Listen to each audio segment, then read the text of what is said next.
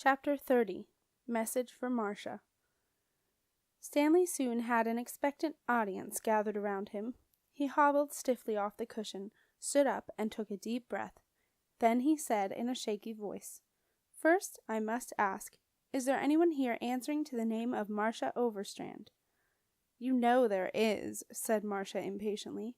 "I still have to ask, Your Honor. Part of the procedure," said the message rat. He continued, "I am come here to deliver a message to Marcia Overstrand, ex-extraordinary wizard." "What?" gasped Marcia. "Ex? What does that idiot rat mean, ex-extraordinary wizard?" "Calm down, Marcia," said Aunt Zelda. "Wait and see what he has to say." Stanley carried on. "The message is sent at 7 o'clock in the morning." The rat paused to work out just how many days ago it had been sent. As a true professional, Stanley had kept a record of his time imprisoned in the cage, by scratching a line for each day on one of the bars. He knew he had done 39 days with Magyk, but he had no idea how many days he had spent delirious in front of the fire in Keeper's cottage. A long time ago, by proxy, from one Silas Heap, residing in the castle. "What's proxy mean?" asked Nico. Stanley tapped his foot impatiently. He didn't like interruptions, especially when the message was so old that he was afraid he may not remember it. He coughed impatiently. Message begins. "Dear Marcia, I hope you are keeping well. I am well, and am at the castle. I would be grateful if you would meet me outside the palace as soon as possible. There has been a development. I will be at the palace gate at midnight every night until your arrival. Looking forward to seeing you. With best wishes, Silas Heap." Message ends. Stanley sat back down on his cushion and breathed a sigh of relief. Job done. He may have taken the longest time a message rat had ever taken to deliver a message, but he'd done it. He allowed himself a small smile, even though he was still on duty. There was silence for a moment, and then Marcia exploded. "Typical! Just typical! He doesn't even make an effort to get back before the big freeze.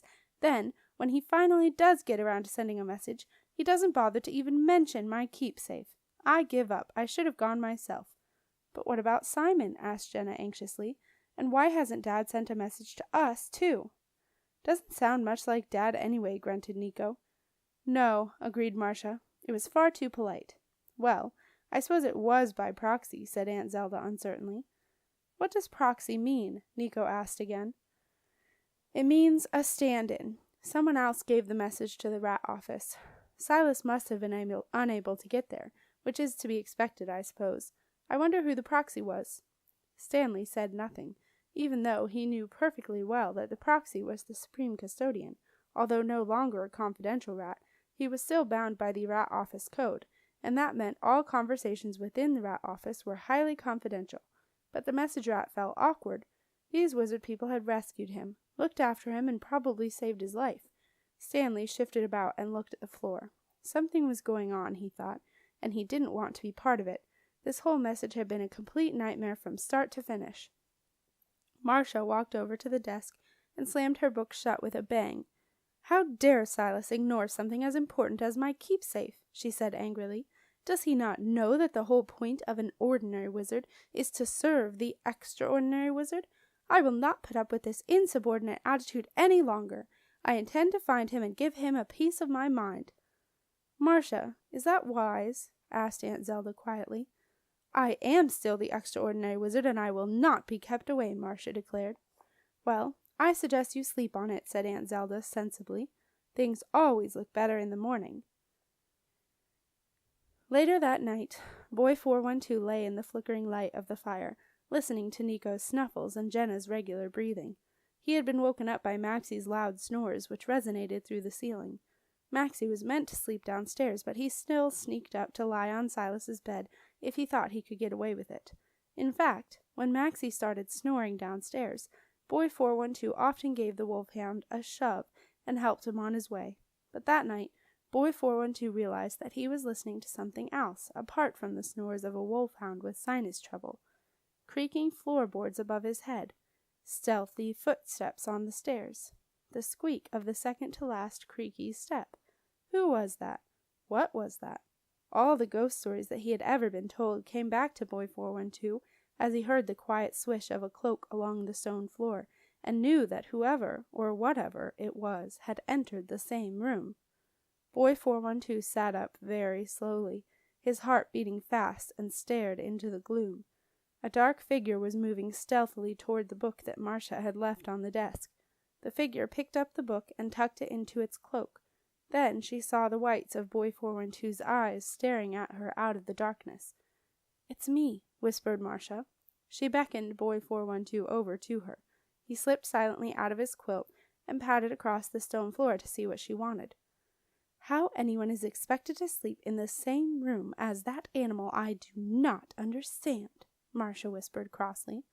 Boy 412 smiled sheepishly.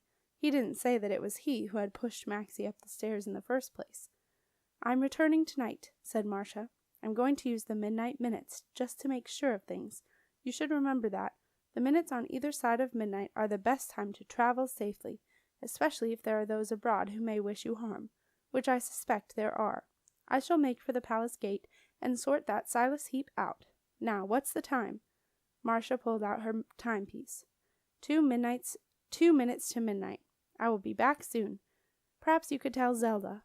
Marcia looked at Boy 412 and remembered that he hadn't uttered a word since he had told them his rank and number in the wizard tower. "Oh, well, it doesn't matter if you don't. She'll guess where I've gone." Boy 412 suddenly thought of something important. He fumbled in the pocket of his sweater and drew out the charm that Marcia had given him when she had asked him to be her apprentice. He held the tiny pair of silver wings in his palm and looked at them a little regretfully. They glinted silver and gold in the magical glow that was beginning to surround Marcia. Boy 412 offered the charm back to Marcia. He thought he should no longer have it, since there was no way he was ever going to be her apprentice. But Marcia shook her head and knelt down beside him. "No," she whispered. "I still hope you will change your mind and decide to be my apprentice. Think about it while I'm away. Now, it's 1 minute to midnight. Stand back." The air around Marcia grew cold, and a shiver of strong magic swept around her and filled the air with an electric charge. Boy 412 retreated to the fireside, a little scared but fascinated too. Marcia closed her eyes and started to mutter something long and complicated in a language he had never heard before, and as he watched, Boy 412 saw the same magical haze appear that he had first seen when he was sitting in Muriel in the Deppen ditch. Suddenly Marcia threw her cloak over herself so that she was covered from head to toe, and as she did so, the purple of the magic haze and the purple of the cloak mixed together. There was a loud hiss like water dropping onto hot metal, and Marcia disappeared, leaving only a faint shadow that lingered for a few moments. At the palace gate, at 20 minutes past midnight, a platoon of guards was on duty, just as it had been every night for the past 50 bitterly cold nights. The guards were frozen and were expecting yet another long, boring night, doing nothing but stamping their feet and humoring the supreme custodian, who had some strange idea that the extraordinary wizard was going to turn up right there just like that. Of course she never had, and they didn't expect her to either, but still, every night he sent them out to wait and get their toes frozen into blocks of ice. So when a faint purple shadow began to emerge in their midst, none of the guards really believed what was happening. "It's her," one of them whispered, half afraid of the magic that suddenly swirled in the air and sent uncomfortable charges of electricity through their black metal helmets. The guards unsheathed their swords and watched as the hazy shadow composed itself into a tall figure wrapped in the purple cloak of an extraordinary wizard. Marcia Overstrand had appeared right in the middle of the supreme custodian's trap. She was taken by surprise, and without her keepsafe and the protection of the midnight minutes, for Marcia was 20 minutes late, she was not able to stop the captain of the guard from ripping the Akhu amulet from her neck. 10 minutes later Marcia was lying at the bottom of dungeon number 1, which was a deep, dark chimney buried in the foundations of the castle. Marcia lay stunned, trapped in the middle of a vortex of shadows and shades that Dom Daniel had, with great pleasure, set up especially for her. That night was the worst night of Marcia's life. She lay helpless in a pool of foul water, resting on a pile of bones of the dungeon's previous occupants, tormented by the moaning and the screaming of the shadows and shades that whirled around her and drained her magical powers. It was not until the next morning, when luckily an ancient ghost got lost and happened to pass through the wall of dungeon number 1, that anyone apart from Dom Daniel and the supreme custodian knew where she was. The ancient brought Alther to her, but there was nothing he could do except sit by her and encourage her to stay alive. Alther needed all his powers of persuasion, for Marcia was in despair.